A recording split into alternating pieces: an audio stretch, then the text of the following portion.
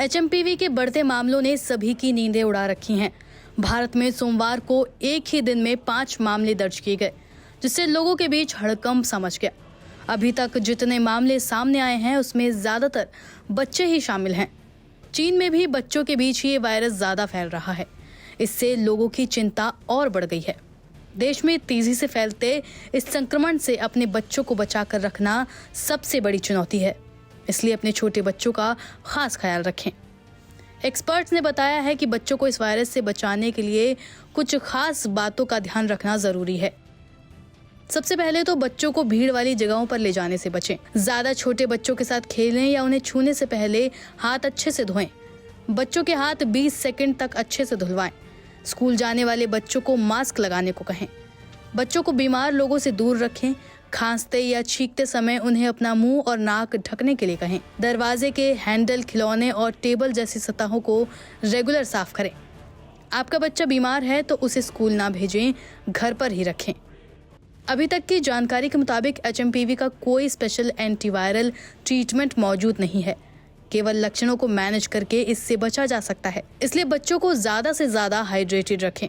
बता दें कि केंद्रीय स्वास्थ्य मंत्रालय के मुताबिक अब तक कुल 8 मामले सामने आ चुके हैं। बेंगलोर में इसके पहले मामले की पुष्टि की गई थी। इसके बाद कर्नाटक, महाराष्ट्र, गुजरात, पश्चिम बंगाल और तमिलनाडु से कुल अब तक 8 मामले सामने आ चुके हैं।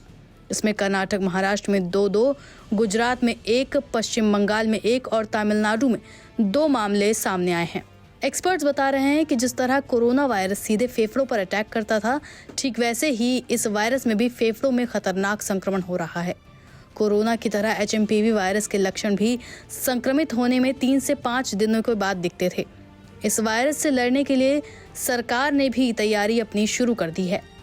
सरकार ने इसके लिए 4 जनवरी को ज्वाइंट मॉनिटरिंग ग्रुप की एक बैठक बुलाई थी। इस बैठक में WHO, DMC यानी डिजास्टर मैनेजमेंट सेल, IDSP यानी एकीकृत रोग निगरानी कार्यक्रम, NCDC यानी राष्ट्रीय रोग नियंत्रण केंद्र, ICMR यानी Indian medical council medical research, EMR यानी इमरजेंसी मेडिकल रिलीफ और एम्स के विशेषज्ञ शामिल थे। इस मीटिंग में WHO से कहा गया था कि वो जरूरी जानकारी सही समय पर भारत के साथ शेयर करे और सुनिश्चित करे कि इस जानकारी में कोई भी और किसी तरह का कंफ्यूजन ना हो। ICMR को भी जरूरी निर्देश दिए गए कि जांच के लिए टेस्टिंग सेंटर की संख्या बढ़ाए। IDSP को कहा गया है कि नए केस यानी मरीजों की कड़ी निगरानी रखे। हालांकि कुछ एक्सपर्ट्स ये भी कह रहे हैं कि कोरोना जैसी तबाही इस वायरल से नहीं होगी, क्योंकि ये बहुत गंभीर रोग वाला वायरस नहीं है। इससे ज्यादातर संक्रमितों में फ्लू जैसे लक्षण ही दिखने को मिल रहे हैं। आगे एक्सपर्ट्स ने कहा कि इस वायरस से घबराने की नहीं, बस ध्यान रखने की जरूरत है।